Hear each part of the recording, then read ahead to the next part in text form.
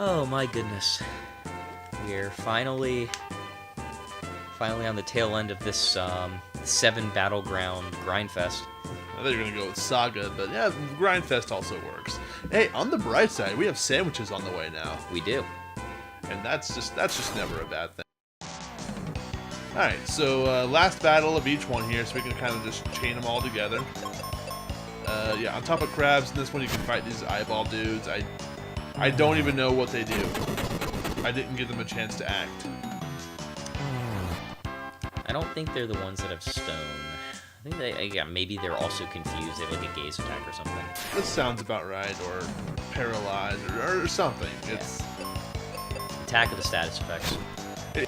It's hard to keep track of which one's which with the palette swaps. Hey! Neat. That will be extra useful a little later on. Yeah.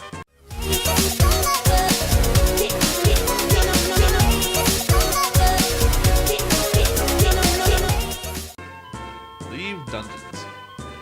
Oh, okay, so with confession time, this is not our first time trying to do this recording. So we learned, and this is important because of the exit spell, we learned last time you can use the exit spell to just get an enemy out of the fight. The problem, though, is you don't get the experience for that monster. True. So don't do that. Because, I mean, it's not like you need all the experience in the game anyways, but it's still good to have. Yeah. And I mean, if you're going to go through the trouble of getting involved in the fights anyway, you might as well. It takes just as much time to cast exit on enemies as it does something that's going to kill them anyway, so. Like the life spell. The life spell. I know. In those battlegrounds, man, where we have like an annoying monster that I don't want to deal with, I'm just gonna do it. They're not gonna see it.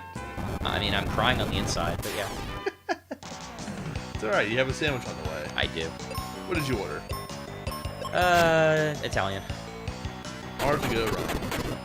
It's actually a good day for it. Nice, yeah. Hey! Aw, I was really hoping it would be more experience. Oh, for the doubler? Yeah, you get an advance on the level. Actually, not a bad way of looking at it. You're getting an advance on the level that you have to pay back eventually. But you get all the stat bonuses ahead of time. It's just so much nicer when you're fighting one fight and getting stuff. Yeah, absolutely. It's like 90% suffering and then 10% of just straight reward. Why do you keep punching yourself in the face? Because it feels so good when I stop! Eating around the burger and then doing the center bite last. Uh-huh. Alright, so I should have done that one when I was about to gain a level. Yes. Oh well. Who knew? Spending any resource doing this or anything. Sure. Alright. Get him. Damn it. You had to go and ruin a good thing, didn't you, you stupid... What are you? Sting rat?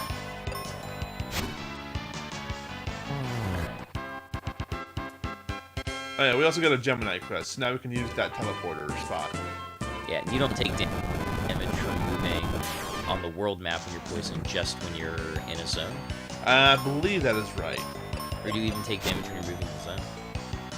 Actually, I don't think you can do that. I think it's just during combat. Just combat turns. Yeah.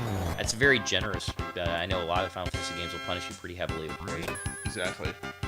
We get our first wizard spell. Nice. It's not even that great, but whatever. Yep. Let's use one of these things. Brush the dust off. Alright, let's go ahead and save here. The Firebird file. Cool. The Firebird files. This time, into the mines. Alright, so in case anyone forgot over our last little saga of grinding, we're here to save Ruben's dad. Yes, using the Mega Grenade folder that has trapped him. Yes, it is a worthy quest, I promise you. Oh, I have 10 charges now. I think Mummy is the most annoying of these guys. And Redbone is weak to water. Much good does it do me? Try to speed through these as quick as I can. Sure. 'Cause And then there's there this. Were...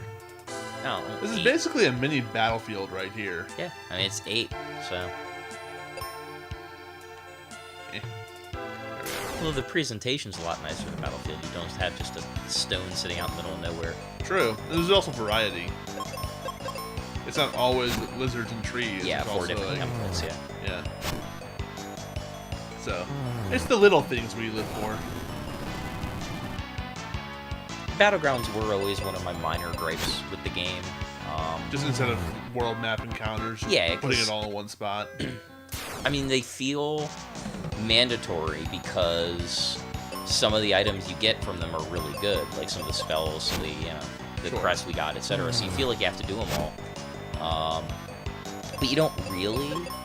And would it have been that much more difficult to just say, like, replace the 3 battlegrounds that they had in that span between Ghost Tower and Fireburg with, like, one mini zone, similar to, like, Level Forest or whatever, that gave you a Sure. feel for the area and what the world was roughly like in that spot, and then just have the enemies spawn in there. And then if you want to grind it out, you can grind out as many enemies as you want, or if you just want the item or thing that you would be getting in that spot of the game, maybe you just grab it, move grab on. it, and go, yeah, so. But All valid points. I don't know. It makes sense to me, and a lot of games do that. Like, Yeah. a lot of RPGs do that. I think this one, it was just like, maybe they kind of took a look at the idea of, like, when you go to these areas, what you're really doing is it's just a buffer zone to give you more XP so that you're ready for the challenges in the next Right. area. And that's kind of what a lot of them are in other games. Like in Final Fantasy VII, great example.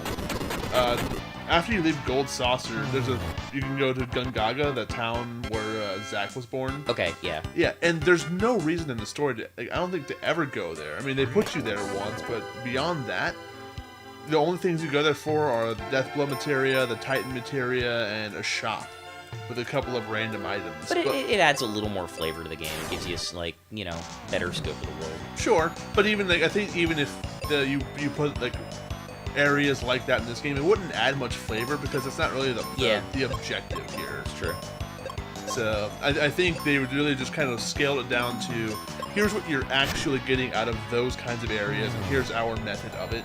You actually don't interact with the plight of the towns too much in this game, even though, Despite that, that's kind of the like whole point. Yeah, I was gonna say Aquaria is covered in snow. Fireburg's got these, quakes going on. Yeah. But really, the things that you're concerned about are the problems of the individual people, like Kaylee's issue with being poisoned, or Tristram's treasure hunting, Ruben's issue with his dad, and Phoebe's. You're always kind of addressing your buddy partner, their problems, and those problems conveniently line up with getting the 4 crystals. But Sure. It always seems like you're more worried about them than you are kind of about the world at large. Huh. And I guess you can just chalk it up to the serendipitous circumstance that helping these people also does sort of help out. A long series of extremely coincidental. What's that? Your dad's stuck in the thing that's going to allow us to progress forward to get to the next thing for the thing? Beautiful. That's a pretty Final Fantasy quality to have, sure. though. I mean, at least they got that right with the name. Yeah. I mean, I always go back to the first one in the series, kind of set the tone for that with, all right, so we need to wake up the prince, but to wake up the prince, we've got to get the crown back, or yeah, I it's forget the what crown. that Like, was. The crown is involved. Dark elf, something. Right. Yeah. There's like 8 or 9 steps in that chain, right? It's all to do this one thing, but you just happen to do a lot of good for the world.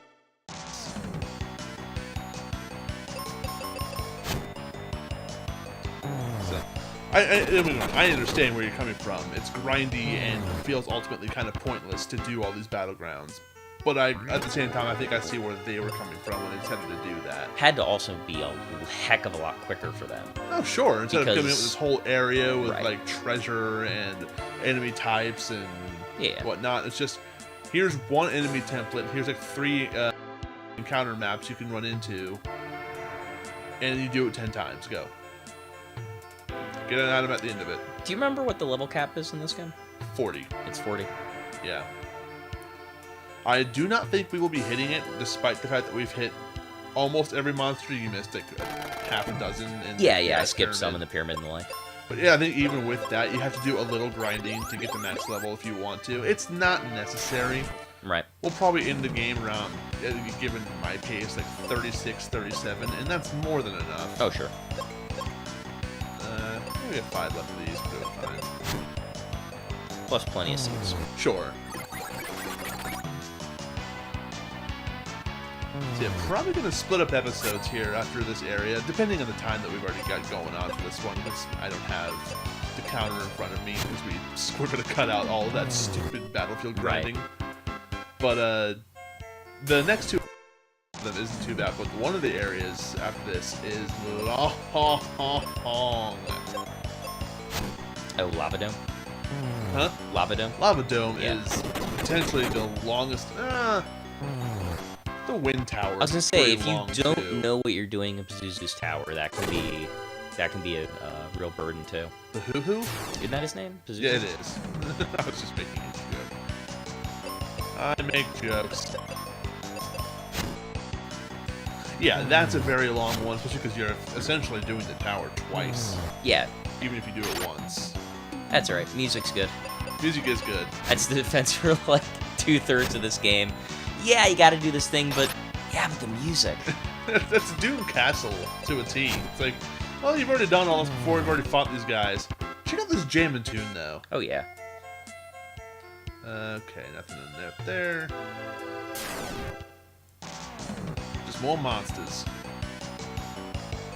It's funny, we were playing with the idea of, like, cutting out some of these battles as we were going along, but they're over in about 10 seconds, oh, sure. 15 seconds anyway, so it's not that big of a deal.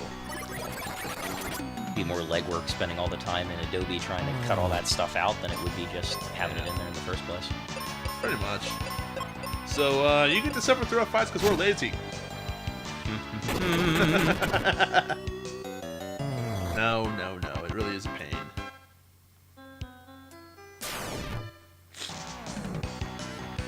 So many mummies. If only they were actually mummies. Oh yeah. That's another conversation we had in our unfortunately deceased. Yeah, so they do a funny thing in this game. They've got all these great detailed multi-tier enemy sprites, which they proceed to give the wrong names. So what is very clearly a mummy is labeled as a zombie. Now this is a red bone. It's red bone is it's got red bones. That makes sense. But there's a few enemies. I think some of them will come up in the volcano, where you're just looking at like that's not the thing that you say that it is. Yeah. What's this chest? Hello. Ooh. All right, level 2 claw. So what is? Now all the claws when you attack with them as physical weapons, they're really weak, but they give off status effects. Like, holy crap! All right, so that is paralyze and poison. Paralyze and poison. You can also that one's paralyze, sleep, confuse, poison, blind. Yeah, that's beefy. What is that compared to the other two melees? I mean, obviously the level 3 bomb. Oh, it's God. I mean, it's close to the sword, which is. There's really no reason to ever use the sword over the axe. Speed. Yes. Now. Oh yeah, that's right. We do get speed. That's the little speed boost from the sword. So yeah, there's a little weird thing where equipping the claw slightly increases your magic, and equipping the sword slightly increases your speed. By 5 in both cases. Yeah. Whereas axe and bomb are just strong weapons. Regardless of the tier, also, I think we found out. So, yeah, like, if you have equipped a level 1, 2, or 3 sword, it doesn't matter that you're getting the same... Yeah, it's always 5 speed. It doesn't increase to 5 or 15 based on the weapon. Sadly. That would be awesome if it did. Alright. Yeah, little things. Yeah. So let's take those moments where Benjamin to go before Ruben. You can switch to the sword and try to have him do something. But for the present time, it's not really necessary. Yeah, and it's not like A, the game is difficult enough to warrant it, and B, that you know enough about the enemies you're fighting to make a tactical decision like that. It's not like tactics, right? You're not pulling up the enemy's chart, seeing he has a speed of 4, and intentionally using an ability on yourself to get your speed to 5 so that you're building, you know, your AT bar faster or something. Yeah. You're not playing calculator here. Right. Which is the complete opposite, I think, of this game. Oh, sure. God, that class is so funny. It's kind of like... It's like... I'm trying to think of like a good like puzzle that you would do. Like playing Sudoku in order to do damage properly. Yeah. And I don't remember where calculators first came about, but good I think it was question. in that game. I think Tactics was the first time they showed up. And it's the first one I remember them being in, but it wouldn't shock me if it was they something weren't prior. in 5? 5 or 3. 5 was where Mediator first came in, I think. Okay. But I could be wrong. In fact, I think I am wrong. But, who knows? Maybe we'll do that game sometime. 5? Yeah. I love that game, man. Yeah. Conversation, not on camera or anything, but about how I think it's underrated. You think 4 is more underrated, which you have better evidence to suggest your point. But I still think 5 is, I'll say, underappreciated. Yeah. As opposed to underrated. I'll give you that. We'll have to figure out some hardware for that. I don't know what we would play 5 on if you. I do have the copy of the PlayStation 1 version. Oh, okay, yeah, and like So anthologies or whatever. Yeah, so we can do that. Okay. It's not the ideal version.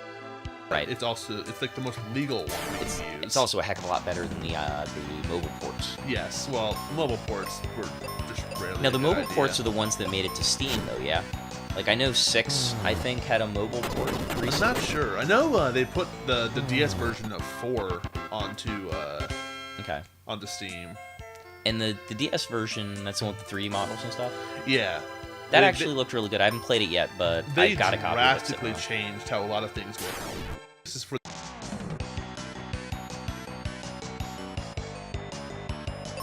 In 4, when they released it in the US as 2 for the SNES, they had definitely scaled back the difficulty and taken out some of the funsies. But even if you look at that as compared to like the Japanese version, that's a difficult version of the game. Right. This is even more difficult than that by by a lot, really. You really have to know kind of how mechanics work, and it's sure it's possible, like with any good RPG, to just kind of cheese your way through mechanics and out level your opponents and outthink your opponents, especially with the way systems work. Because you know how like characters leave your party throughout the course of the game. Yeah.